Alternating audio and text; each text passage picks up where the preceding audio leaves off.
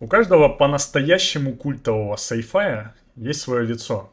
И обычно это отнюдь не художник, не арт-директор, не тот, кто придумывал этот сеттинг, его особенности, арт-дирекшн простраивал, рисовал все это, визионизировал и так далее, занимался творчеством. Обычно это отнюдь не он. Обычно это какой-нибудь режиссер, который просто перенаправляет ресурсы от продюсеров в руки тех самых художников, которые могут этот стиль сформировать. Конечно, бывают исключения, и бывают реально режиссеры-визионеры, но зачастую на самом деле, к сожалению, не так. И вместо того, чтобы режиссер приходил с сформированным виженом к художнику и пытался выстроить этот дирекшн вместе с ним, прочие составы коллегиальные, которые трудятся над каким-либо продуктом, приходят и пытаются сформировать брифы, попросить у художников и арт-директоров что-то. Но они на самом деле особо не понимают, что они хотят. И вместо того, чтобы художники делали их просьбы, они делают просто свое. Вот они формируют эти стили и потом уходят на задний план, и о них вообще особо никто не слышал. Среди обывателей, конечно. Вот. Еще хуже бывает, когда с сеттингом ассоциируется какой-нибудь актер, которого наняла студия, он сыграл свою драматическую роль, он даже не знает, в чем он ходить будет, там в зеленке на него повесят уже на постобработке какой-то армор, и он такой, типа, ну, ему как бы и не особо волнует, что на него навесят, фэнтези или sci-fi доспехи. Например, Киану Ривз, который ассоциируется с киберпанком.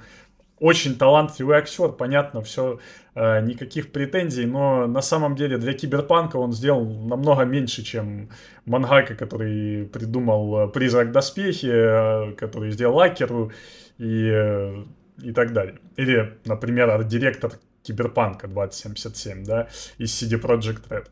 Вот, это все немного обидно, если смотреть на это со стороны художника, со стороны арт-директора. Поэтому сегодня хотелось бы поговорить про художника, который одного из таких художников, их миллион, кто формирует все эти дирекшены, все эти визуалы, то, ради чего вообще в целом идут люди на тот или иной продукт в кино, ну или играют в ту или иную игру, да, чаще всего запоминают каких-то там гейм-дизайнеров, или режиссеров, или студий, или актеров. Хотелось бы немного вспомнить о том, кто все это придумал, кто это одного из таких, кто на самом деле сформировал все это, ради чего вообще, из-за чего один sci-fi отличается от другого, из-за чего один милитари-шутер отличается от другого. Это все арт-дирекшены. Это не лица Киану Ривза, потому что Киану Ривз может и в «Матрице» сыграть, и в «Киберпанке» сыграть. Это как бы будет одно и то же лицо. А вот стили будут разные у «Матрицы» и у «Киберпанка». И вот благодаря таким художникам, арт-директорам и тем, кто работает над визуалом, эти продукты и разные. На какой-то придут, а на какой-то не придут. Это один из тех художников, которыми я очень вдохновляюсь. И в целом один из моих любимых художников — это Эрон Бек. Один из миллиона таких, кто формирует такие узнаваемые миры, кто работает над ними. И как раз таки тот человек, из-за чего получают фильмы или игры свои миллиарды сверхприбыли. Один из... Понятное дело, это не все его заслуги. Но в пропорции заслуг я разбираться не буду. Это каждый сам для себя может определить это после того, как мы будем разбирать его арты, его концепт-арты к фильмам, его скины в играх. Можно будет, сравнив это с финальным продуктом, который есть в кино или в Стиме, понять, насколько его влияние или его работа важна для подобных произведений искусства. Возможно, многие не слышали, кто это. Маленькой строкой в конце титров обычно идут все те, кто формировали все эти стили, которые на постерах виднеются, и благодаря чему фильмы популярными стали. те, кто возвышают вот тех актеров, которые приходят сыграть какую-то мелкую драматическую роль. Потому что на подобные игры, на подобные, не игры, фильмы, да, и в подобные игры играют и смотрят не из-за драматизма, не из-за актерской игры. Подобные фильмы — это экшены. В экшенах зачастую интересна постановка боя, потому что это экшен, это движение, это бой, это стрельба. И, и второе, наверное, еще важнее, это сеттинг. Потому как просто побегать, пострелять можно в любом сеттинге, и все это будет равномерно. Но на какие-то фильмы идут, на какие-то не идут. И вот Эрон Бек как раз такой артист, который отделяет один какой-то продукт с помощью своего арта, с помощью своего сеттинга от другого, на который не идут. Ему готовы платить большие деньги его продукту, да, он не арт-директор, не режиссер, я имею в виду тому продукту, над которым он работал, готовы выделять большие суммы продюсеры. Речь идет о сотнях миллиардах прибыли. Это не просто какие-то тысячи или десятки тысяч. Это реально AAA-ные проекты, самые прибыльные, самые дорогие. И они доверяют стилю Аарона Бека. И важно не только для любого артиста, арт-директора, важно не только сформировать этот стиль, а еще и продать. Потому как зачастую обывателю ближе что-то, что он уже видел. И толкать какие-то новые идеи в массы довольно сложно. И есть на ArtStation миллионы просто артистов с классными идеями, с классными оригинальными новыми дирекшенами. Но, к сожалению, им не готовы платить сотни миллионов на их продукты, да, и звать их в кино на уровне того, над чем работал Эрон Бек. Эрон Бек работал, я забыл упомянуть самое главное, он работал над Элизиумом, районом номер 9, над Аватаром, тем самым прибыльным фильмом за всю историю кино. Call of Duty. Самой популярной серией игр вообще, в принципе, в истории. Самой продаваемой в своем сегменте. Сейчас Battlefield, конечно, ее опередил в прошлом году. Но так или иначе, Call of Duty. Да, это все такие высоты. Это все, ну, не AAA, это quadruple, что в кино, что это исключение. И визионеры, режиссеры и прочие, продюсеры, они доверяют Эрону свое видение. Он не просто наемный рабочий, который делает то, что его просят. Он везде толкает свою идею. Я бы хотел в этом видео как раз со стороны именно картинок, да, не со стороны финального продукта, как это выглядит, вырезано, как это выглядит в финальных сценах, как это все между собой функционирует, воюет там и взрывается, а то, как это выглядит в производстве. Насколько его работы — это большой пласт в самом концепт-арте, насколько много его влияния, его представлений о том, как должен выглядеть sci-fi. Он особенный, он повторяется из фильма в фильм, потому как у него такое представление. Мы рассмотрим весь его путь развития, с чего он начинал, как он сформировал весь этот инженерный грязный подход. Его работы, они выделяются тем, что они, ну, чаще всего, так как это sci-fi, это какой-то hard surface, это какие-то роботы, какая-то экипировка, часто с твердыми частями инженерными, экзоскелеты и так далее. И он делает это как будто из чего-то настолько брутально закаленного, побитого, потекшего в масле, поцарапанного, как будто его техника, она прошла через какую-то жесткую войну и готова еще пережить чуть ли там не ядерную войну. Его работы, они не сверкают. Работы и роботы его, они не сверкают. Они зачастую sci-fi принято идеализировать и делать таким вырезанно чистым. Частенько у нас ассоциации о будущем, по крайней мере, раньше так было. Это были ассоциации о чем-то хорошем, о чем-то утопическом, о чем-то айфонистом таком, блестящем, беленьком, вылизанном, обтекаемом таком. Вот. Его sci-fi, он грязный, он побитый, он в масле, он в шрамах. Его детали видели в своей жизни многое. Все еще работают, все еще держатся эти экзоскелеты, они лагают, они скрипят, но они работают. Это видно, и это видно в каждом его продукте. Elysium, район номер 9, это очень запоминающиеся sci-fi фильмы. Я смотрел их еще не зная о Бароне, и мне я больше верил им, чем каким-то другим sci-fi проектам. Как раз таки из-за его подхода вот этого. Очень достоверного, инженерного, продуманного подхода. Не айфонистого вот этого.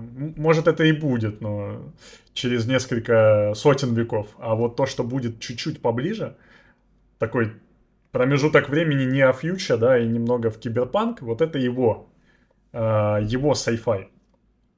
И он настолько в какой-то момент тащился всем этим инженерным крафтом, всем этим... Он хотел потрогать это, как любой артист собирает референсы, да, на работку, и вот зачастую он... чем лучше артист, чем выше его сеньорность, чем больше у него опыта, тем больше он работает с референсами, тем больше времени он тратит на сбор референсов, смотрит аналоги, смотрит все. Вот ему надо познать эту схему, если он работает там, над роботом, каким-то медиком. Ему надо узнать все, что есть вокруг этого. Какие есть инструменты там у медиков, как выглядят роботы сейчас, как выглядит медицинская техника, как вот это вот все. И вот на высоких уровнях артисты в сборе референсов, во-первых, они тратят больше времени на это, во-вторых, они смотрят еще и видео, как это все работает, функционирует в реальном времени, в реальной жизни. Что это за инструментарий, им надо познать все это. И вот Эрон Бек немножечко дальше пошел в какой-то момент для того, чтобы узнать, как работают машины, как устройства все эти работают. Он в какой-то момент просто взял машину, купил, начал сидеть как мужики в гаражах и просто собирать из нее что-то новое. И он реально собрался из машины, закрафтив какую-то новую модель, несуществующую крафтовую модель, и она функциональна, она может ездить, как бы можно ей пользоваться, и он на ней спокойно сейчас в Лос-Анджелесе гоняет. Вот это вот интересный подход к референсам, он немного пушнул вообще, в принципе, подход к сбору и анализу референсов, да, ни один художник, наверное, для того, чтобы познать, как там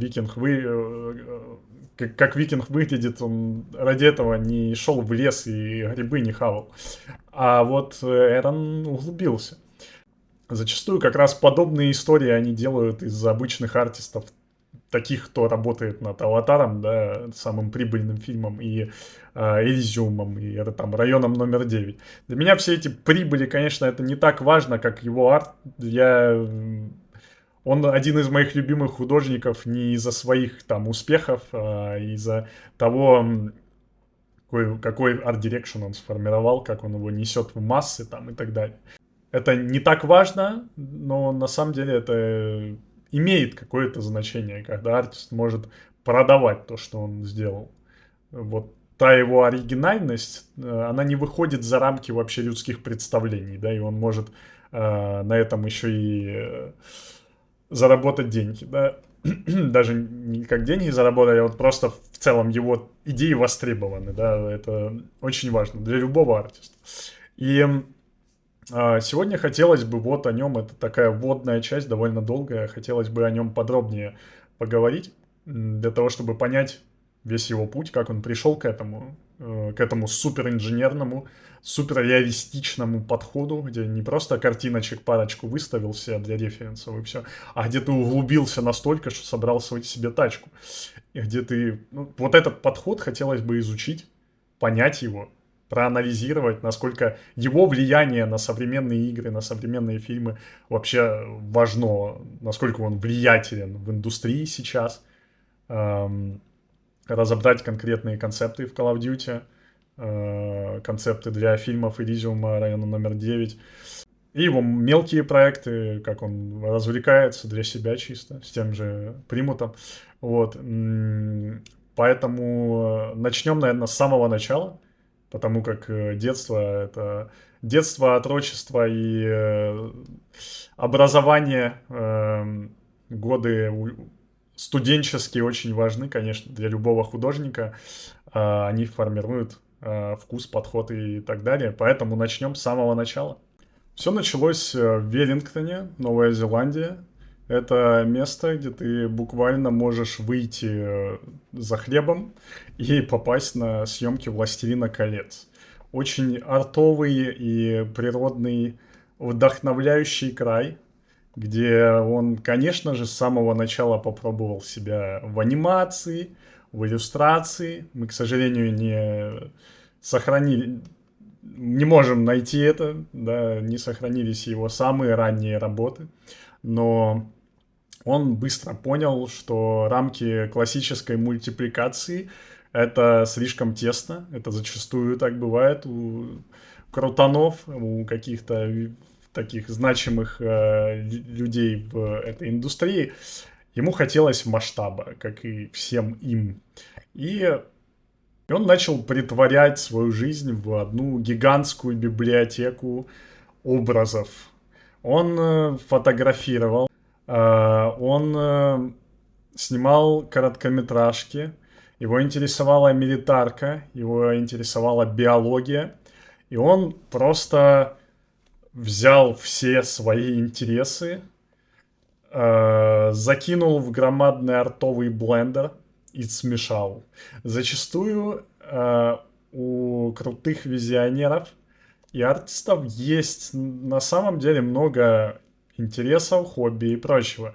Но то, как это сработало у Эрона, это очень интересно, потому как каждый из его вроде как довольно разнящихся интересов и хобби сформировали на самом деле его подход, который можно прочитать вплоть до последних проектов, над которыми он работал.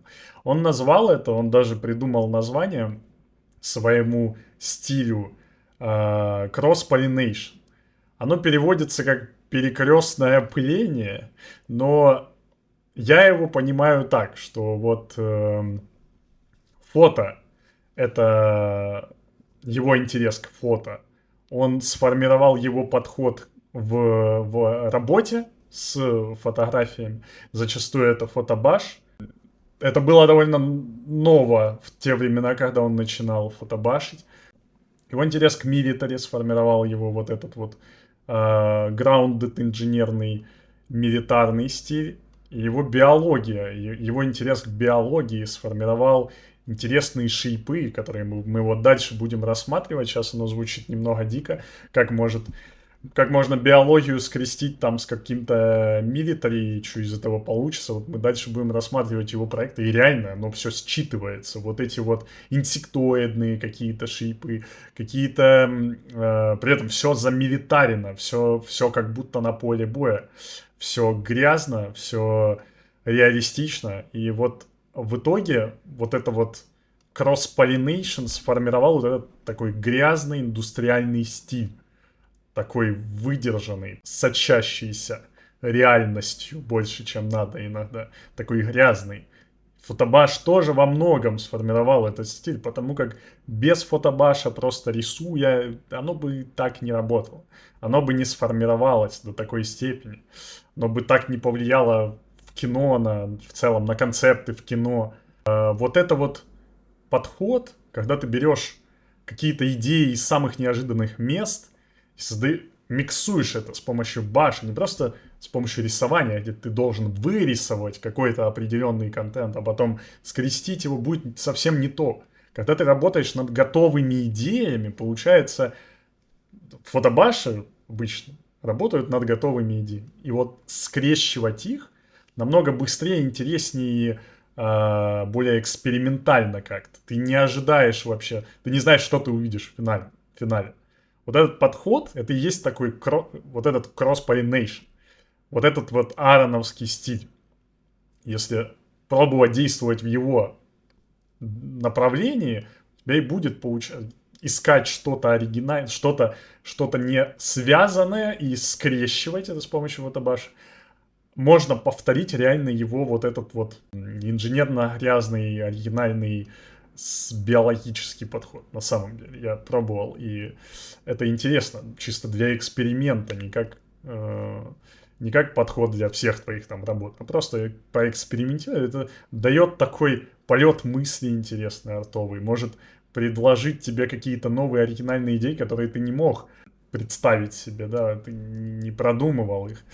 И как ни странно, я сказал, он повлиял на там, концепт кино, и вначале упомянул «Аватара», и «Аватар» — это Вета Студия. Вета Студия — это Новая Зеландия.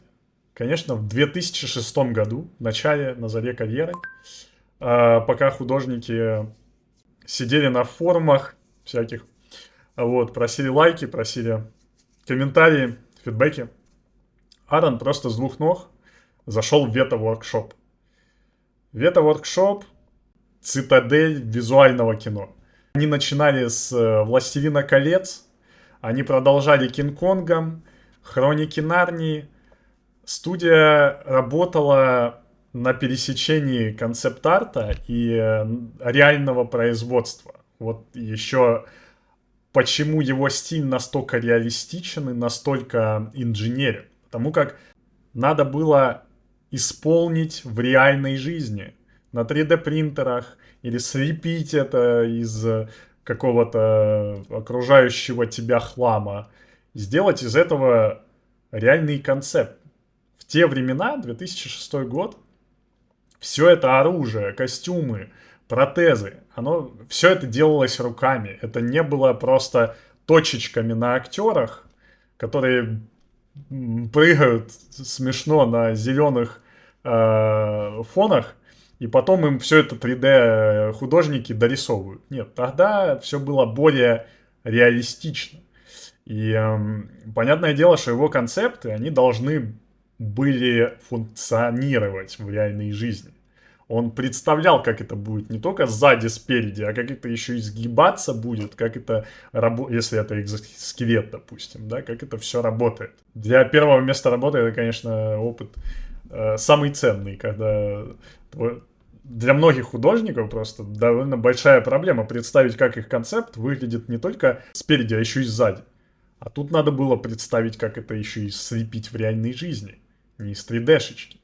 Поэтому Бек, конечно, научился не только за эстетику, а и за то, как эта железка будет в реальном времени работать.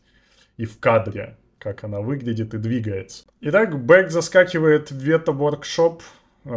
Первое место работы как раз тогда, когда там Кэмерон делал своего аватара. Да, это неплохой такой старт, неплохое первое место работы.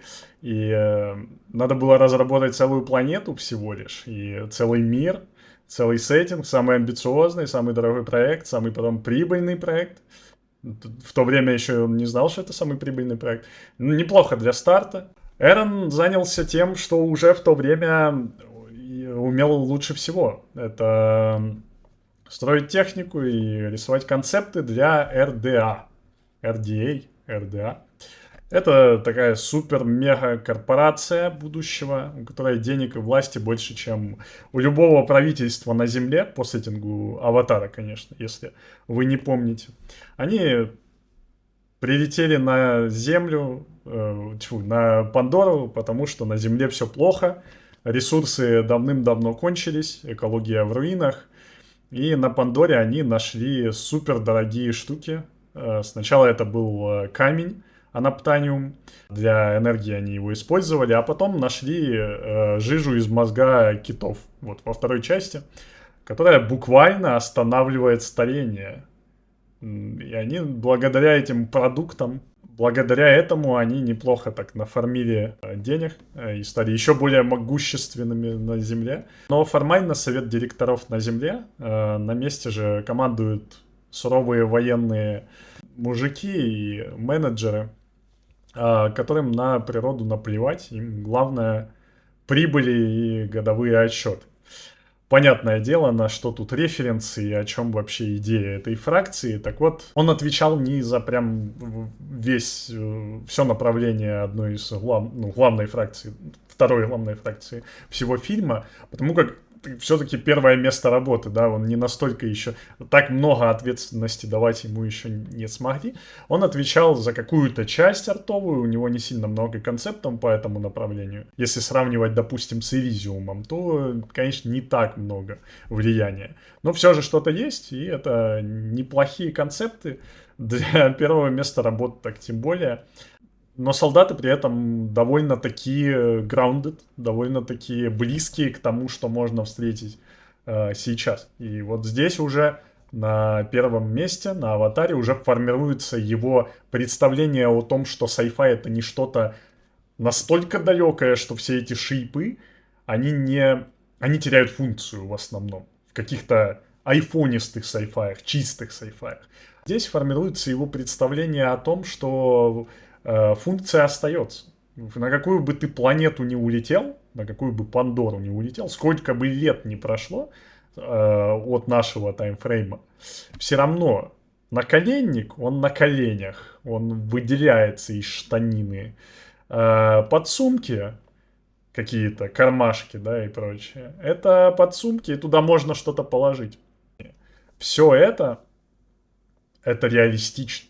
Тут есть держатели на касках, тут есть в целом каски, тут есть разноцветные, хоть это и корпорация, все равно у них есть части экипировки одного цвета, части другого, потому что не все делается от одного завода, не на все хватает, как бы, да, экипировки, не на каждого хватает экипировки, и приходится там, что-то сделала одна фирма, что-то сделала другая. Например, броники зеленые для того, чтобы сливаться, камуфлированные для того, чтобы сливаться с окружением. А какие-то подсумочки, которые отвечают за какую-то научную деятельность, они, как видно, синие. Это концепт механика. У нее ремни, допустим, у нее нет броника вообще. Она работает с какими-то роботами, да, чинит их, ей броник в целом не нужен. И если погода жаркая, то она просто в майке, да, и в каких-то ремнях для того, чтобы можно было передвигаться по большим мехам, как мы помним в «Аватаре». Они довольно громоздкие. Все детали, экипировки, все эти элементы, вплоть до камуфляжа пиксельного, можно встретить в реальном мире. Вот, наверное, или вот эта вот маркировка, да, на шлеме с Night Vision, который тоже в реальном времени есть, и вот эта маркировка, то, что солдаты еще и обрисовывают как-то себе, да, могут отличаться от других благодаря своим рисуночкам там каким-то, тоже маркировкам, да, это все формирует его представление, наверное, во многом, во время работы над этими концептами, о том, что будущее не теряет функцию, будущее функционально, будущее имеет роль, работает не просто над каким-то там персонажем из будущего, работает над конкретными классами, и это все считывается. Во всех играх, во всех фильмах есть определенные задачи, да, в брифе. Надо сделать механика, надо сделать того, третьего, десятого, но не всегда это считывается. Его же концепты, я имею в виду в фильме, не всегда это считывается, а его же концепты считываются в фильме. Сразу не надо объяснять это. Сразу видно, кто чем занимается. И это, наверное, для старта, это, наверное, самое важное вообще, что может привнести в свою работу концептер. Это то, чтобы его концепт считывался с первого раза, без слов. Просто мы видим механика, мы знаем, что это механик. Геолога тоже спокойно можно определить это по мешкам, не милитарным, по каким-то дополнительным кейсам и так далее. Неплохой старт, можно двигаться дальше. Но на самом деле старт его карьеры, истинный старт его карьеры, подаривший нам настоящего Эрона Бека и его тот самый стиль, о чем я говорил в начале, грязный, побитый и функциональный, и реалистичный, это, конечно, не «Аватар». Нам особо не раскрыли всю эту тему, да, все эти эпитеты, которые я рассказывал в начале об Эроне, особо не отразились на тех концептах, которые я вот показал из «Аватара». Какие-то чистые корпораты, какие-то обычные солдаты, ничего особенного. Это было таким разогревом. Он познал какие-то основы фотобаша, основы милитаристики, сайфайчика, поработал с AAA кино и пошел формировать реально что-то свое, реально что-то новое, реально что-то супер оригинальное. Он пошел формировать стиль вместе с Нилом Бломкомпом. Начиная с района номер 9. Если вы не смотрели, то, конечно, рекомендую. Здесь не будет каких-то спойлеров. Коснусь только базы, только вот сеттинга и то, о чем это видео. О его стиле, об арте. Это никак не влияет на драматические перипетии, которые происходят в фильме, поэтому можно не волноваться. Именно в районе номер 9 все по-настоящему грязное, ржавое и максимально реалистичное. Там даже по сеттингу началось все с 82 года, не в нашем времени, а потом там уже в будущее уходит. А прям вот из прошлого этот sci-fi, это будущее начинается в прошлом. В 82 году в ЮАР, в Йоханнесбурге, внезапно зависает гигантский инопланетный корабль. И он просто зависает. Все. На этом никаких там обстрелов или мы пришли с миром, ничего не происходит. И в итоге людей немного это все бесит, и они сами пробивают обшивку корабля, приходят на борт и замечают там миллионы истощенных, больных, немножечко реально тупых пришельцев, таких животных, инсектоидных пришельцев, и называют их моллюсками. Как раз этих моллюсков и концептил Эрон Бек. Власти не придумали, по фильму, власти не придумали ничего лучше, чем согнать этих пришельцев в гетто прямо под кораблем. Это и назвали районом номер 9. В честь этого назван фильм. И помимо моллюсков, Эрон концептил корпорацию МНЮ. Вот эту вот корпорацию, местный аналог RDA из «Аватара». Они формально призваны следить за порядком, но на деле, конечно, им плевать на гуманизм. Они заинтересованы в оружии пришельцев. Но проблема в том, что пушки работают только по ДНК пришельцев. То есть нажать на курок не получится, если ты не моллюск тот самый. И люди десятилетиями, фильм уже разворачивается в наше время, люди десятилетиями бьются над тем, как выстрелить из этого инопланетного пистолета, потому как он мощный.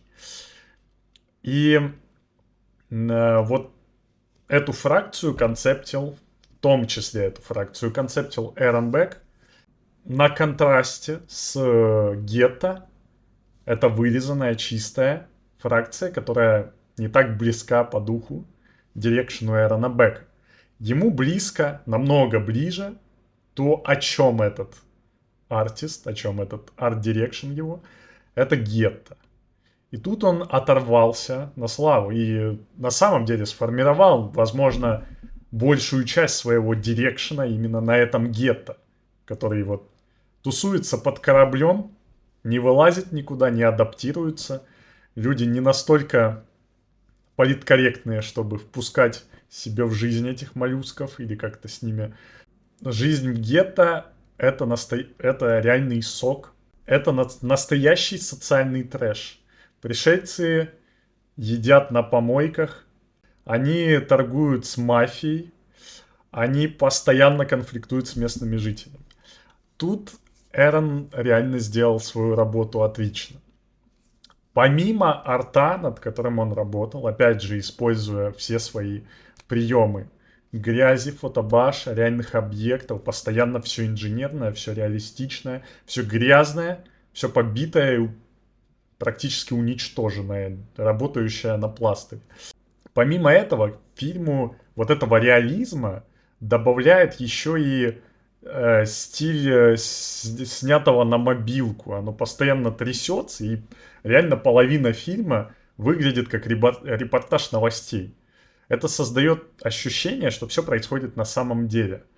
И вот эти два подход к дизайну и снятость на мобилку, оно скрещивается просто в идеальный sci-fi фильм, где у тебя происходит отказ от неверия просто в первые секунды фильма. Это что-то неимоверное для фантастики, потому как зачастую она сильно такая выдуманная, и это считывается, и ты не особо погружен из-за этого. А здесь просто вот как рукой снимает, и ты такой, да, наверняка в Йоханнесбурге так и происходит. Скорее всего. Я там не был, я не знаю. И все это благодаря его концептам и вот этому стилю съемки. Нил Бломкамп, режиссер фильма. Я не буду забирать все лавры и передавать Эрону. Конечно, Нил Бломкамп — это еще один гений современности. Он обожает этот хай-тек в грязи. И во многом он формировал его вместе с Эроном. Если сравнивать его с предыдущим проектом «Аватаром», там все больше блестит и светится, особенно корпорат. Здесь все выглядит так, как будто его вот с того времени, 80 там какого-то года, вообще не мыли и не чинили никак. Потому что техника людей и пришельцев, она максимально контрастирует. Все это добавляет реализма. Все выглядит очень утилитарно и по-настоящему. Кажется, что ты можешь выйти на улицу и увидеть патрульный джип такой же. То есть ты веришь сразу в существование такой техники. Это очень близко к тому подходу, который вырабатывался Кэмероном в «Аватаре», над которым работал Эрон. То есть вроде как на другой планете эти солдаты шляются, но на самом деле я видел такое в реальной жизни. Вот здесь то же самое. Но здесь есть контраст классный с этими моллюсками, инопланетянами, над которыми вот он тоже работал, и это прям самый сок. Их технологии тут гораздо шире дирекшн, он мог поэкспериментировать, это видно в его концептах. Это такая вот та самая кросс-поллинейшн органика вперемешку с металлом. Эти детали выглядят как будто части какого-то двигателя, обмотанные проводами и покрытые слоем жира и копоти. Они не стреляют аккуратными лазерами, они как будто стреляют сгустками энергии, которые буквально разрывают цели в фарш. Вот эти все идеи, они очень контрастируют с МНЮшным, с человеческой экипировкой и техникой. И это формирует очень интересный и разнообразный мир, при том, что события в целом происходят в одном маленьком районе одного маленького города. Также там есть экзоскелет. Вот здесь он свою любовь к экзоскелетам проявил, и потом это отразится еще в Элизиуме, где, по-моему, экзоскелет вообще на постер поставят, да, не так важен актер, который на самом деле очень популярный, как его экзоскелет, который законцептил Эрон. Мы к этому вернемся. Там в районе номер 9 в конце фильма был робот с экзоскелетом. Он не похож на аккуратный костюм из «Аватара». Он такой весь побитый, из него торчат трубки. Он двигается, как будто сейчас развалится, или как будто в нем какой-то зверь живет. Вот это вот кросс-поллинейшн настоящий. Ну и, конечно же, концепты моллюсков. Это такая помесь тараканов, креветок и человека. И самому бы хотелось поработать над какой-то подобной фракцией. Вот эти концепты. Их хитиновый панцирь, куча мелких лапок на груди и усиков, которые постоянно шевелятся. Выглядят они очень противно, и сделано это специально. Они очень живучие при этом, как и все эти инсектоидные штуки. Они могут есть всякую дрянь. Несмотря на их жуткий вид, через 5 минут просмотра ты начинаешь считывать их эмоции. У них невероятно грустные глаза. Это тоже заслуги Эрона, потому как их хочется обнять и плакать на самом деле. Бломком сделал их такими, чтобы проверить зрителя. Сможешь ли ты сопереживать существу, которое выглядит как гигантское насекомое из ночных кошмаров?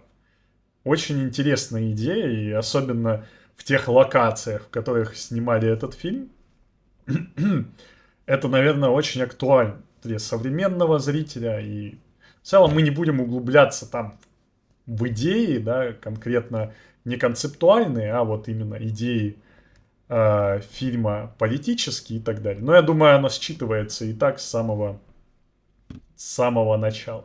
В общем, Эрон запустил свою карьеру и запустил вообще в целом свой визуал. Это происходит прямо сейчас в трущобах. Вот он сказал это с помощью арта. Без слов. Он создал концепты, которые говорят это. Это все благодаря грязи, пыли, на линзах, на оружии, на линзах камеры, да, которые снимают этот фильм. Все крутые спецэффекты показаны под ярким солнцем. В кино обычно прячут плохую графику в темноте или в дожде. А тут все как в реальном мире, как вот реально происходит. Это тоже очень интересная новая идея, которую я до этого особо не встречал. Это не полностью прорисованная 3D-моделечка, да, она скрывается под освещением, это оригинально и круто. И, конечно, изношенность. Основная идея Эрон. Инопланетные приборы, они все в царапинах, наклейках или вообще замотаны изолентой. Вот эта крафтовость, вот это и есть его стиль. Вот он сформировался здесь. Эти технологии просто свалились на свалку и сгнили. И вот это вот дает самое крутое представление о реалистичном sci-fi. Это все заслуги Эрон. Если в районе номер 9 мы копались в маленькой такой помоечке под этим висящим в небе космическим кораблем, то Elysium это уже весь мир. Одна большая глобальная помойка. Потому как Бломкампу дали в 5 раз больше денег и сказали, сделай то же самое, но более дорого, более богато, более круто. И Бломкамп, понятное дело, позвал Эрона, сказал, давай то же самое, но только на всю планету. Земля превратилась в этом сеттинге в одну большую помойку. Что-то типа бесконечного Мехико, мне кажется, они брали референсы оттуда. В этом фильме все происходит в 2154 году уже, намного дальше от нашего времени, но все еще такое же узнаваемое. Люди живут в пыли, работают за еду, богачи вообще свалили на Элизиум, гигантскую космическую станцию в форме бублика такого, где нет болезней, войн и старости. Медицина, она для избранных. Главная фишка Элизиума – это медбоксы. Ложишься в такую кровать, она за 10 секунд сканирует тебя и лечит хоть рак, хоть оторванное лицо, что угодно. Ирония в том, что на Земле люди умирают даже от кашля. А на станции эти штуки стоят в каждом доме. Главный герой Мэтт Деймона получает смертельную дозу радиации на заводе.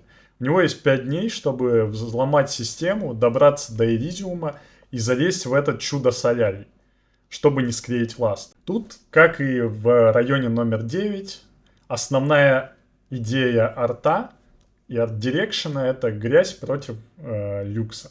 Индустриальная помойка настоящая. Визуал — это ржавое железо, оранжевая пыль, вот эти вот эроновские татуировки, сделанные как будто гвоздем, такой стик-н-пол. И техника, собранная из мусора. Он оторвался на славу, и он прям запомнил такой подход к татуировкам. Он в будущем будет бить подобные, реально кривенько так прорисовывать, как будто он реально в общаге сидит и кому-то там за бутылкой пива бьет эти стик-н-полки кривые. Он будет такое делать для персонажей Call of Duty, для самого дорогого шутера и самого прибыльного. Он будет бить им целые рукава, целые грудь там у одного персонажа будет забита полностью вот этими кривенькими татуировками. Он войдет во вкус еще на Элизиуме. В противовес этому, это вот тот самый банальный Apple дизайн. Вот этот вот чистый, лощеный, без сучка и задоринки. Станция выглядит как мечта дизайнера интерьера. Белоснежные виллы, идеально подстриженные газоны, бассейны и чистейшее небо. Это такой рай в вакууме, который кажется стерильным и абсолютно бездушным. Эрон работал и над грязной составляющей, и над вот этой вот чистой. Грязно у него вышло лучше, конечно, он знает в этом толк. Также он вспомнил, как работать над экзоскелетами. Но в отличие от Аватара, тут экзоскелет прикручивают прямо к костям героя. Настоящими болтами. Вот эти концепты. Это выглядит очень больно, грубо, но при этом по-настоящему. Никакой магии, только вот как будто бы на поршнях, гидравлике и проводах. Как будто Эрон уже понимал, как все это может функционировать и работать, но еще не собрал свою тачку у себя в гараже, поэтому он взял и присобачил это прям к костям. Но даже при такой механике это выглядит реалистично. То есть я прям поверил в это, хотя в целом потом, анализируя арт, мне показалось это немного странно. Да? То есть там мясо, наверное, будет плохо с болтами как-то функционировать. С артовой стороны я полностью верю им, да, и вот все варианты, даже самые какие-то критические, как шикарно все это выглядит на контрасте с этой грязюкой, татуировками, протезами уродливыми, с вот этим на самом деле таким человеческим уродством. Не человеческим уродством, а как будто вот когда человеческую красоту, анатомию, мышцы там и прочее пытается человеку будущего как-то улучшить, продлить себе жизнь, а оно выглядит как мусор какой-то. Вот эту идею Аарон передает гениально просто. Ну и на контрасте эти медики, я не помню, попали они вообще в фильм или не попали, вот эти вот чистые прозрачные медики с подсумочками, которые прям крепятся к телу, никаких там нету ремней, ничего подобного, швы запрятанные или минимальный прозрачный материал, который используются в медицинской технике, например. Вот эти штрих-коды, которые потом будут использоваться в Call of Duty довольно часто. Маркировочность, да, когда человек, по сути, становится продуктом каким-то. Вот это вот все очень хорошо отражает такую мертвенность, такую чистую, но при этом мертвую позицию человека вот в этом будущем. Оружие здесь стреляет умными пулями, которые сами находят цель. Здесь подобный концепт, как был в районе номер 9. Эрон тоже приложил свою руку к оружию. Обычно он работает не только над персонажкой, он работает абсолютно над всем. От environment до техники. Пока он рисовал мехов, пока он рисовал роботов, в нем зрела страсть к болидам и к машинам в целом. В 2009 году он участвовал в ранних концептах для нового «Безумного Макса», который тоже делала Вета Студио. Как вы понимаете, Вета делала концепты вообще ко всем фильмам, которые есть в Голливуде. И именно на полях блокнота во время совещаний, во время того, как он работал над всей этой техникой, всеми этими машинами для Mad Max, у него зародился собственный проект F-132. он так его назвал, где Ford 1932 года скрещен с болидом Формулы-1. Он выложил эти концепты в свой блог, и это довольно сильно нашумело в то время. Он вел свой блог довольно долгое время, и все его проекты с тачками, они вот отражались в этом блоге. Можно посмотреть вообще. В какое-то время он вылаживал чуть ли не каждую неделю свои концепты. К машинам у него была какая-то особенная страсть. Не зря он в конечном итоге сделал свою тачку. Вот. А он даже попал в Need for Speed как отдельная тачка. И в реальной жизни он реально взял и построил свою машину, назвал ее Кудо, на которой он теперь гоняет по Л.А.-вскому побережью. Я в тачках не так хорошо разбираюсь, как в концепт-арте персонажей и арт-дирекшене в целом. Для меня это, конечно, не так ценно, но, по-моему, одно то, что он собрал это своими руками и теперь на нем ездит, да, это уже неплохое достижение, как и первое место работы «Аватара». Болиды болидами, но тема милитари роботов, конечно, стоит особняком, стоит во главе угла Эрона Бека и ведет его через весь его творческий путь. И после Элизиума он дропнул свою короткометражку «Килоид» о восстании машин. Его роботы здесь приобрели какой-то особенно анатомический характер. Как будто это модели без кожи. Их провода как нервы, металл как мышцы. Ему как будто бы плевать на общую красоту. Иногда в его дирекшенах прослеживалась прямо-таки задача сделать что-то уродливое и некрасивое для раскрытия идеи того, что человек, сросшийся с технологией, как это было в Элизиуме, или, допустим, в районе номер 9, ну, по большей части в Элизиуме, раскрыть вот этот уродливый симбиоз человека с технологией, когда человек хочет неестественным путем продлить себе жизнь или как-нибудь улучшить себя, и тем самым уродует себя.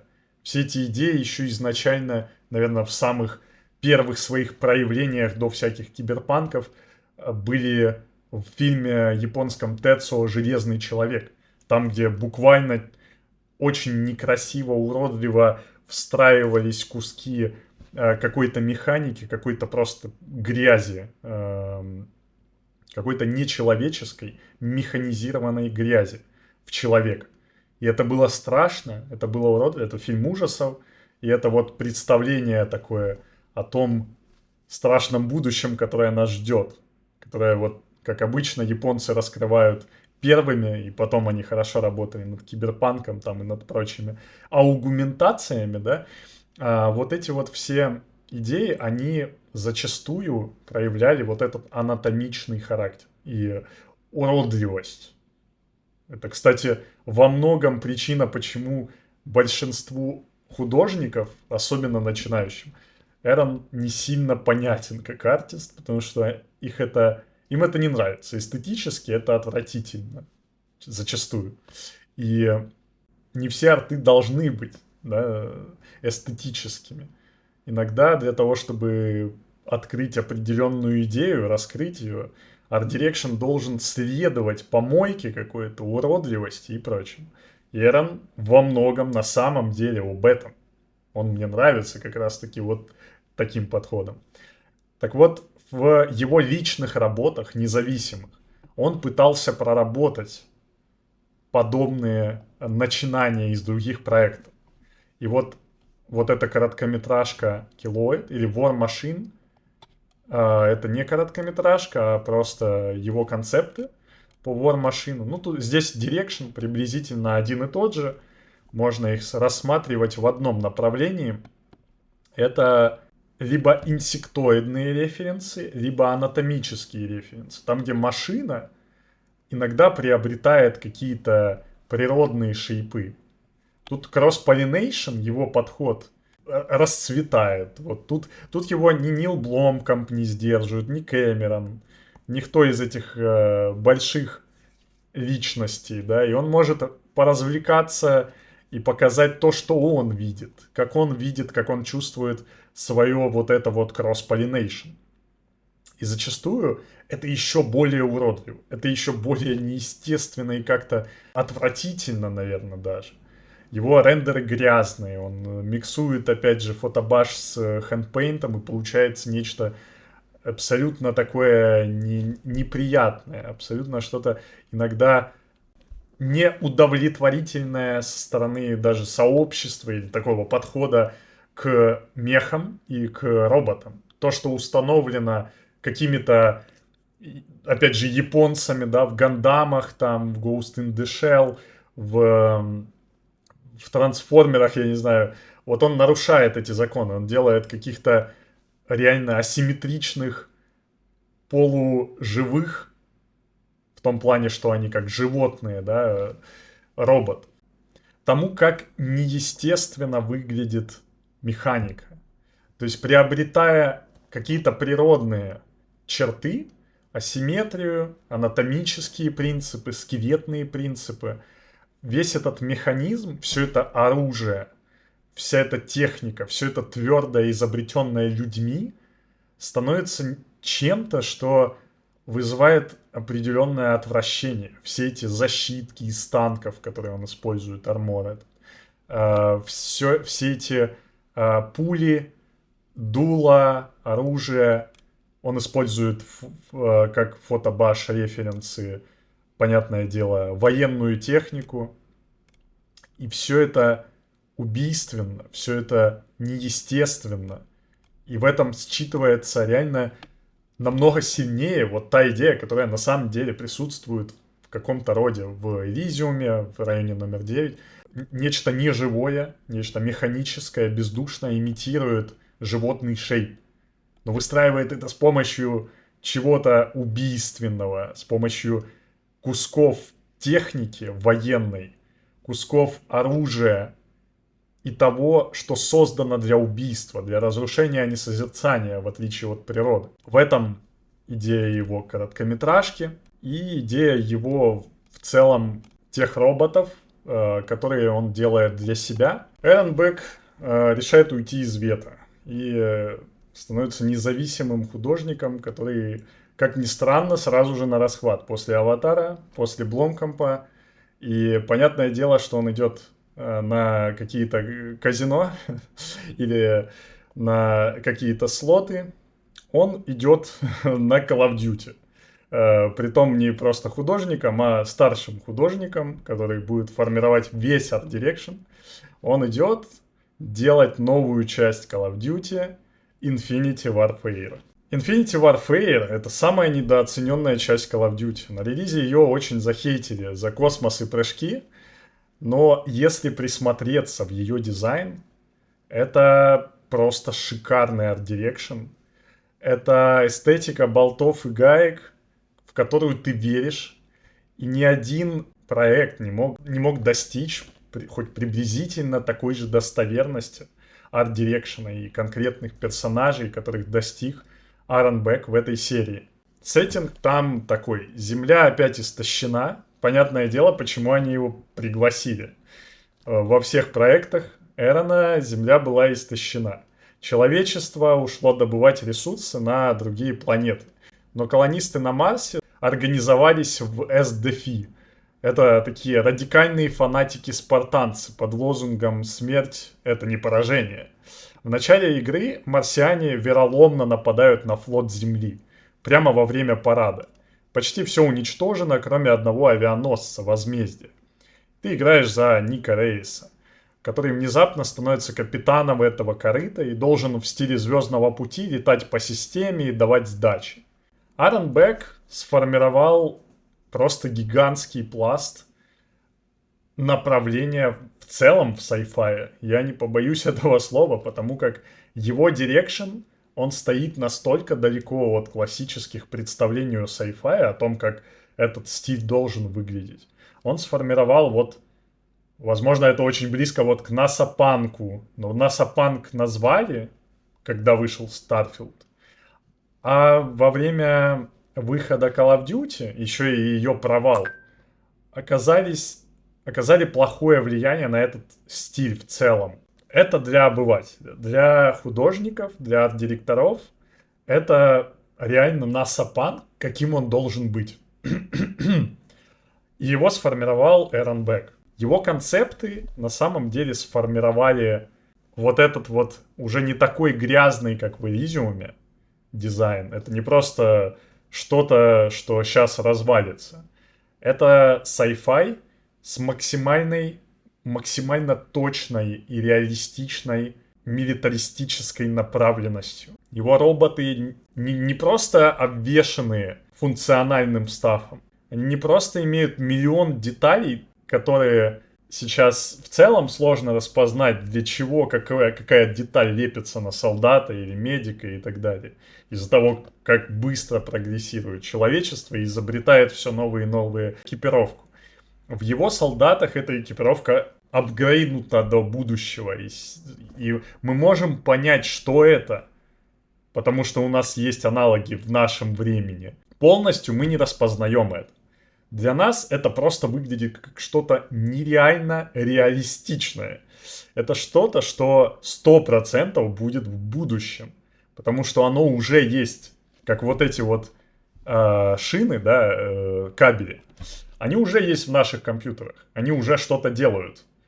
Значит, они будут что-то делать в улучшенных солдатах будущего. Им же надо как-то выживать в космосе, им же надо как-то функционировать на разных планетах, на Луне, воевать и так далее. И все эти функциональные детали, они содержат миллионы разъемов, миллионы всяких маркировок. Они выглядят так, как будто они построены из компьютера, да, если взять и разобрать, как технология повторяет анатомические шейпы человека, как она заменяет его. И все его костюмы, все его экипировки, они повторяют, они все действуют по этому направлению, по этому фирменный стиль Call of Duty, которая потом будет использовать его, этот фирменный стиль, много времени спустя. Даже сейчас та часть, которая вышла, она работает по этим канонам. То представление о будущем, которое есть, наверное, даже в целом у человечества, формируется его концептами, начиная с Infinity Warfare. Вот эти вот, я не знаю, как они называются, космические закрутки, да, для того, чтобы перчатку там одеваешь и потом поворачиваешь, чтобы она была вакуумно закрыта. Он уже использует это в солдатах. Он объединяет вот этот вот дизайн астрономов с military дизайном.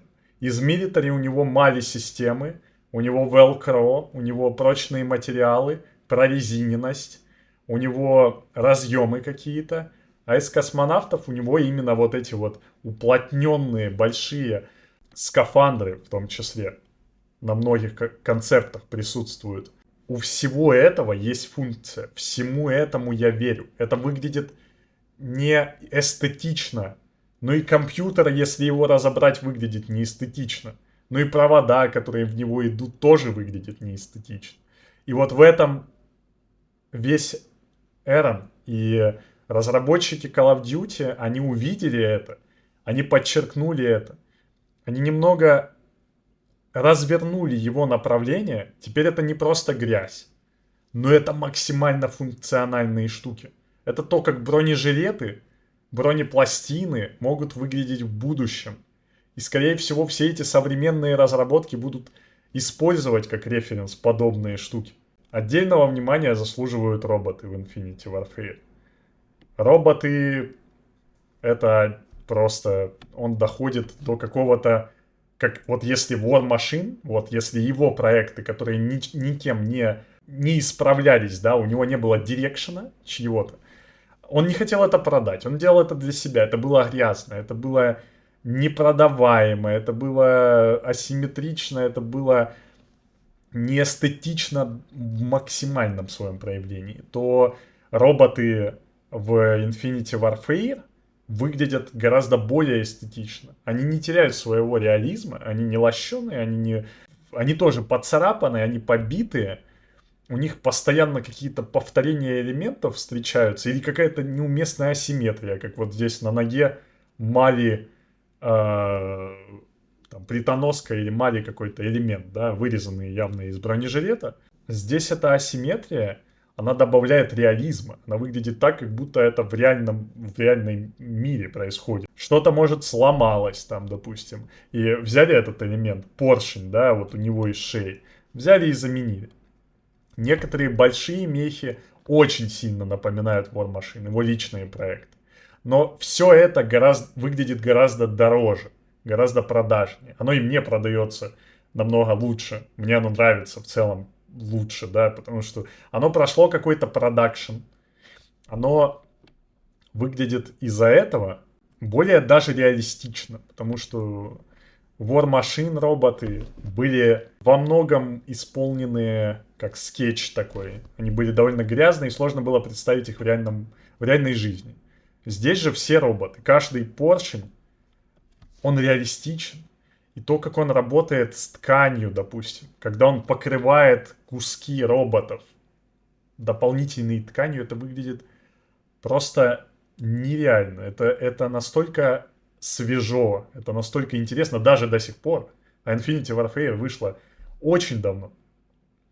Как это выглядело тогда, это просто заглядение. То, как работают все эти поршни, как этот робот становится максимально анатомичным, как он двигается, как он живет и дышит, это прекрасно. И то, что на робота можно одеть штаны, это тоже прекрасно. И, кстати, подобные приемы встречались у него там во всяких фильмовых проектах. Это, наверное, его такая фишка. Я не знаю, изобрел ли он ее, да, но это настолько оживляет робота, когда у тебя в проекте миллион роботов и надо разработать каждого, то, наверное, ты в какой-то момент начинаешь немного скучать, и хочется сделать концепт поинтереснее. Он на самом деле делает это с каждым концептом, он улучшает, это становится интереснее, становится разнообразнее. Помимо одежды, помимо вот этих тканей на шее, там, на руках, ногах,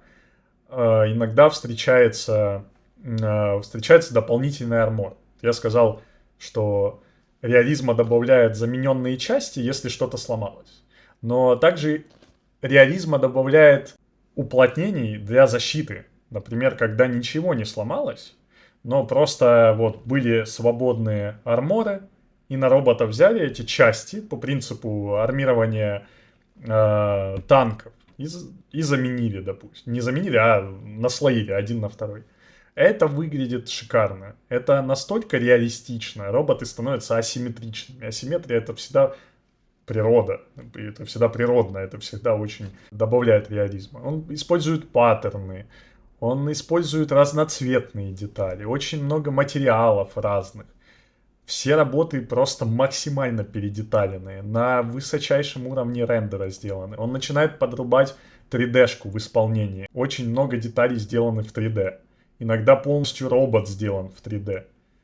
Эрон не останавливается не только на маркетах, да, не только на фильмах и потом идет в геймдев. Или там только на персонажах и потом там випан, оружие, да. Нет, он делает и оружие. Если он в фильмах, он делает оружие, он делает окружение, он делает сторитейлинги какие-то, он делает все. Он делает арт-дирекшн. Думает о всей игре.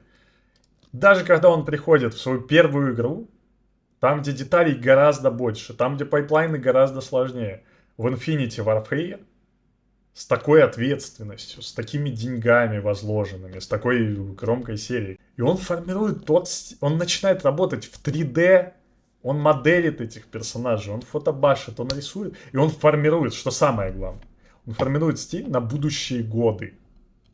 Это самый сложный дизайн, в принципе, да, в sci-fi. Он передеталенный. Он не такой, каким были части Call of Duty до Infinity Warfare. Это более sci-fi-ная часть, более сложная, более оригинальная. Это нельзя просто взять и забашить существующий объект, и твой концепт готов. Нет, здесь надо разрабатывать персонажа буквально с нуля, создавать инженерные представления того, как это будет работать в будущем, как все эти экзоскелеты будут крепиться. И здесь не один подход, эти просто взяли, на ногу прилепили экзоскелет и все. Он думает над тем, как поршни продлятся в тело, как они будут работать, они будут над броником, под броником, они будут проходить на грудь, как они будут крепиться на груди, как они крепятся на плечи. Он представляет, как персонаж будет садиться в этого робота, да, и как он реально, как в Евангелионе, будет его пилотировать. Это тяжелейший труд представить все это, но благодаря вот этому опыту, который был с фильмами, он всегда представлял, всегда как-то концепцию, он представлял, а как это будет в жизни работать. И помимо того, что он изобрел просто громадный перечень дизайн-элементов, которые можно использовать в sci-fi, что до него никто не делал. Как он использует кабели, шнуры, вот буквально как компьютер открыли, и из него накопали детали и налепили на персонажа. Также он использует платы. Эти концепты просто невозможно выкинуть из памяти. Это настолько запоминающиеся концепты, как его снайпер, допустим, из Infinity Warfare, у которого гири-костюм, маскировка, она сделана из плат. Можно представить, как они функционируют в будущем. Что это реально довольно реалистичный подход, довольно возможный. Я не говорю, что это 100% будет, но это возможный подход, я верю в него. И также я верю в эти костюмы, которые полностью из эмали ремней, к которым можно в любой момент что угодно прикрепить, потому что экипировки в будущем будет много. Будет не только магазины, да, не будет упрощения, не будет просто лазерного оружия, как в Star Wars, с этими штурмовиками, которые просто вот белый, без деталей. Ну, по-моему, у них на поясе там что-то, один какой-то элемент. Но это максимальное упрощение, такое довольно примитивное представление будущего. Мы уже в эпоху киберпанка живем, и сейчас можно понять, что вся эта экипировка, вся эта техника, она будет усложняться. Персонаж будет гораздо детальнее, нежели... Он будет не в обратном направлении, не в минималистичность расти, а наоборот в увеличение количества деталей. Эрон здесь вот просто как влитой, потому что он любит грязь, он любит хаос, мусор. И здесь его мусор приобрел форму. Все эти концепты, они, наверное, самые функциональные во всей индустрии.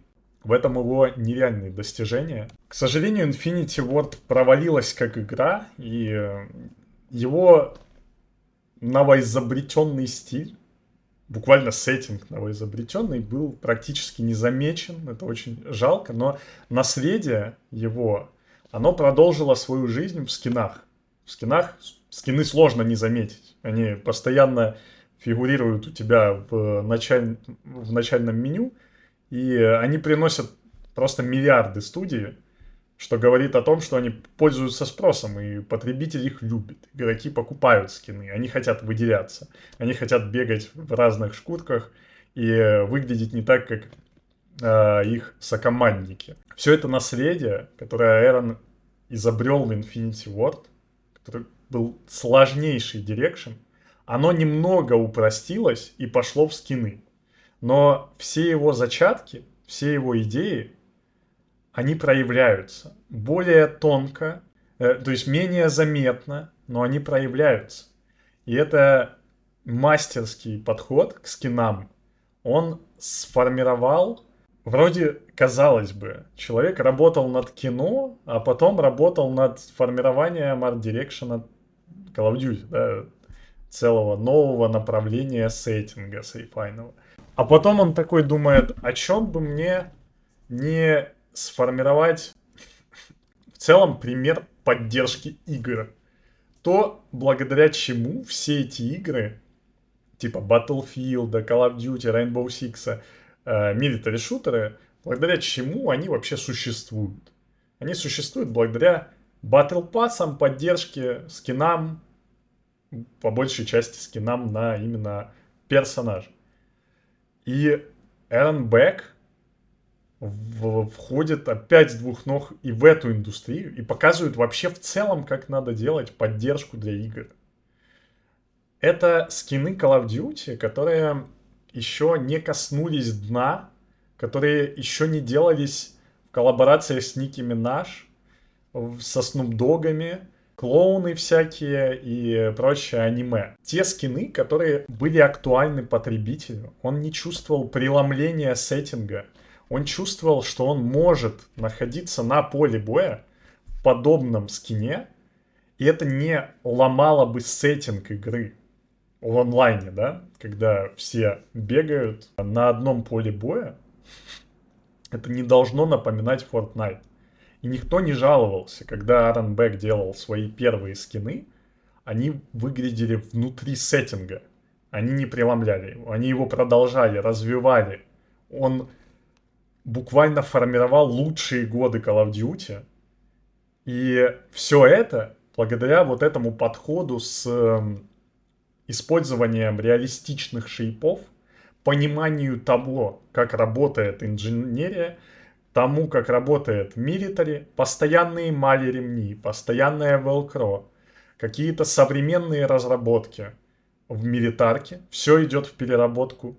На выходе получаются прекрасные скины, которые просто как пирожки разлетаются и выглядят милитарно, но при этом интересно. Что самое главное. Очень много скинов, Modern Warfare 2, например, были милитарными, но они были скучноватыми, и они не пользовались такой популярностью. Он был при этом экспериментальным. Он расширял сеттинг. Он не формировал его полностью с нуля, как в Infinity Ward. Здесь он его расширял.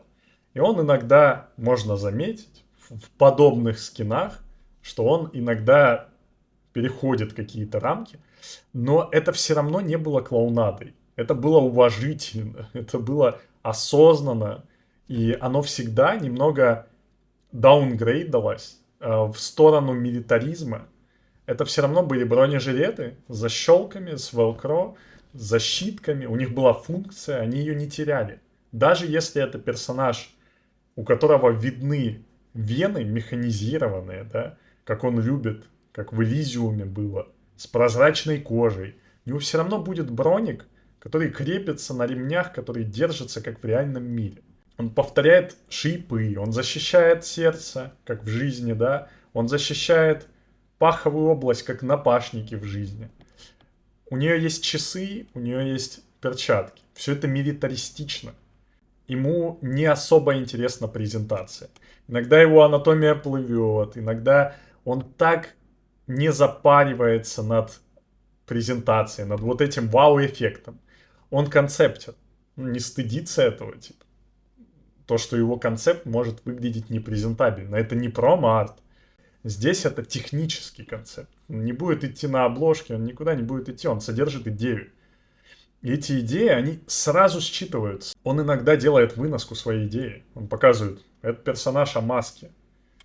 Вот эта маска, я ее придумал. Все остальные детали, это просто поддержка этой маски. И мумия раскрывается через маску. И бинты выглядят вроде как довольно такой детский подход. Да, это мумия. Это обмотанный челик. Как он может бегать на войне, как он может выглядеть серьезно. Но благодаря маске серьезной, благодаря тому, как сделана обмотка, это не просто бинты, это было бы глупо. А эти бинты — это одежда. Это определенная одежда с референсом на какой-то фэшн, типа демобазы, например. И это выглядит функционально. Это как будто реально одежда, которая в том времени есть, и солдат может ее себе позволить, и она даже какую-то функцию несет. Вот это его фишка. В каждом персонаже буквально, какими бы они расхлябанными и кривыми не были, есть своя фишка, которая сразу считывается. В этом весь концепт. Можно забить на презентацию, но в 3D твой концепт, твоя идея будет работать гениально. Они до сих пор выглядят лучше, чем Battlefield 6, допустим, который вышел в прошлом году. Недавно совсем. А его скины, они работают до сих пор лучше. Игра вышла давным-давно. И эти скины лучшие до сих пор в серии. Чувствуют пропорцию интереса, вот того немилитарного чего-то, что можно добавить к солдату, чтобы он стал милитарным и классным. Он это чувствует. И Его концепты, они пронизаны его идеей. Вот все, что он находил на своем творческом пути, как Mad Max с татуировками, мутациями, вот этой драфтовостью, вот этой грязью в Elysium, татуировки, маркировки. Call of Duty приобретает абсолютно новый уровень. Его маркировки становятся фирменным стилем. И когда Эрон не делает концепты уже в следующих частях, эти маркировки все равно дают знать о том, что это Call of Duty. Он как будто бы изобретает бренды и фирмы внутри мира Call of Duty, что очень мало артистов делают, настолько разрабатывают с этим. В целом, оно и понятно, это скин, который надо продать. Он должен выглядеть как Ники Минаж или как коллаборация с Наруто там, или с чем-то хайповым, как Fortnite продает. Но Бэк делал подход, который относился к скинам, как будто это продолжатели сеттинга, изобретенного в начале игры до онлайна, да, до онлайновой части. То есть скины как будто были частью этого мира. Оно логично, но оно не работает ни в Rainbow Six, ни в Battlefield. Оно все теряет свои принципы. Какой Дед Мороз? Оно в Call of Duty тоже не работает. Не работало в предыдущей Warzone. С Black Ops оно начало фикситься в сайфайное направление. Это очень грустно. Такое подобное наследие, оно немного так затаптывается, теряется. Это просто из-за больших объемов. Эрон делает до сих пор концепт, и они выходят, и они четко считываются, что это его концепт. Просто из-за того, что Call of Duty требует просто миллион скинов в день штамповать, там, по-моему, каждую неделю, каждые 2 недели выходит новый скин. Понятное дело, что и другие артисты работают над этим, и они не понимают эту фишку, не так работают с ней, они теряют этот профессионализм. И из-за этого теряется сеттинг. Вот в конечном счете получается Ники Минаж. Snoop Dogg, аниме, всякие Хельсинги, ну там миллион коллабораций. Получается Fortnite, по большому счету. Но в идее Fortnite заложен вот эта мультивселенность. То, что, по сути, фортнайтовый сеттинг — это мультивселенные, как бы. В Call of Duty такого изначально не было. Это Эрон пытался сформировать свой сеттинг. Мультивселенная — это отсутствие сеттинга, это все сеттинги. То есть это когда вот не хочется придумывать. Вот, когда хочется просто продавать эти пирожки. У Эрона были классные пирожки. Именно вот фирменные. Очень хочется, чтобы Call of Duty продолжался этот дирекшн. Вот. Например, в работе с фэнтези он работал также и с какими-то самурайскими, например, историческими топиками, да, и он делал так, как будто этот самурайский доспех в современном мире становится мягким, какое-то покрытие, да, для экипировки мягкое, как в реальном мире происходит, и постоянно используя референсы, работая с фотобашем, понимает, как это работает, и может создавать новые объекты, в которые ты веришь. И по шейпу они будут напоминать самурая, но это не будет косплеем тупым. В общем, история Эрона — это история настоящего артиста. Человек научил, показал, как создавать то, чего не было до него. То, что надо не бояться использовать вообще все, что тебя окружает. Он брал несовместимые вещи и сделал это своей фишкой. Брал сварку, какие-то грязь, джиу-джитсу, милитаризм, инсектоидов. Он брал животных, нырял во все с головой и потом скрещивал это. Он брал, у него миллион проектов, которые мы не коснулись, которые посвящены тачкам. Я в этом особо не шарю, и поэтому не могу об этом с такой же уверенностью говорить. Но вот, это просто миллион проектов. Я попытался раскрыть его идеи.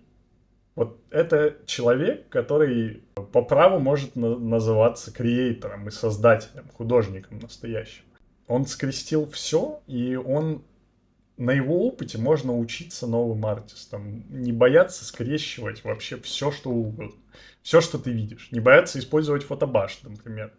Многие артисты пренебрегают, допустим, использованием баш, из-за чего их концепты выглядят не настолько реалистичными. Некоторые сеттинги невозможны без фотобаш. Для того, чтобы создать что-то более реалистичное, нужно использовать фотографию. И Эрон не останавливался на каком-то поверхностном использовании всего этого. Он изучал это просто досконально. Как можно в целом слепить тачку? Я себе представить это не могу. А он так относился ко всему. К фотографии, к милитари. Он изучал это полностью. Он знает, из чего солдат состоит, что он носит и как это применяется. Он знает анатомию животных всех, инсектоидов и прочего. Он знает, как машины работают, как это функционирует. Он изучал это все на проектах, которые приобрели мировую известность только благодаря их реализму и их вот этим вот фишкам. Как Mad Max — это тачки, и он концептил там тачки, он изучал там тачки. И это сделало его тем, кто он есть. Он потом сделал свою тачку. Он изучал милитарку для проектов типа Mad Max, но так поверхностно. И sci-fi. И потом он идет в Call of Duty и делает, продлевает эти знания и улучшает их до такого, как вот он, может, в Аватаре повторял милитари шейпы, которые существуют в реальности. А потом он подумал, а как это будет выглядеть в будущем?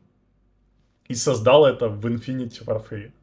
Он участвовал не над одной Call of Duty и всегда на самых высоких ролях. Концепты, которые есть, и то, почему Call of Duty настолько великая, хоть сейчас и имеет определенные просадочки, но все равно ее концепты, ее арт на голову выше Battlefield. Он может превосходить ее по онлайну, но это все временно. Call of Duty — это короли. И они вот во многом благодаря вот этим дирекшенам, вот этой айдентике, которая была установлена Эроном, являются таковыми. Не говоря уже о фильмах, таких как вот Бломкомпа фильм. Это полностью Эрон. Это вообще вот, я даже не знаю, это как будто артхаус, как будто он взял и сделал это руками, как эту татушку, которую он бьет, вот кривульками своим вырисовывает, вот эти вот все стик-н-полки, вот это все уродливое месиво, вот татуированное. Как, вот этот его подход, это настоящий пример художника. Просто в конкретном случае он рисует не эстетически привлекательный контент, из-за чего он, кстати, не особо ценится в геймдев-сообществе. Ну, может, я ошибаюсь, может, ценится, неважно. Я его ценю. И он показывает реальность как таковую. Он ее не приукрашает. Он иногда для того, чтобы создать реальность будущего, реалистичную реальность будущего, он ее не то что не приукрашает, он ее уродует. Прямо как Тецуо «Железный человек». Это удивительно, что подобные люди, да, которые довольно артхаусный подход, как этот Тецуо «Железный человек». Это артхаус, который посмотрело 5 человек за все время. Они имеют настолько большой спрос в гейм-индустрии, в киноиндустрии. И это очень вдохновляет на самом деле, что творческий подход, не вывезанность, не то, что везде на каждом углу, не что-то старое, что продаваемое, а вот как раз такие визионеры пользуются популярностью среди тех, у кого есть деньги и кто может с помощью денег двигать искусство, да, определенно. Пусть и в его случае это уродливое искусство, откровенно. Это страшно. Потому как реальность страшная. Все эти роботы, обвешанные мясом из пулей, патронов и бомб, это то, каким он видит реальность, да, и, наверное, не только он, что находит отклик, что близко многим. Даже если эти работы не нравятся, это прекрасный пример настоящего с большой буквы визионера, создателя чего-то нового. Это нереально вдохновляет. Вот. До новых видео.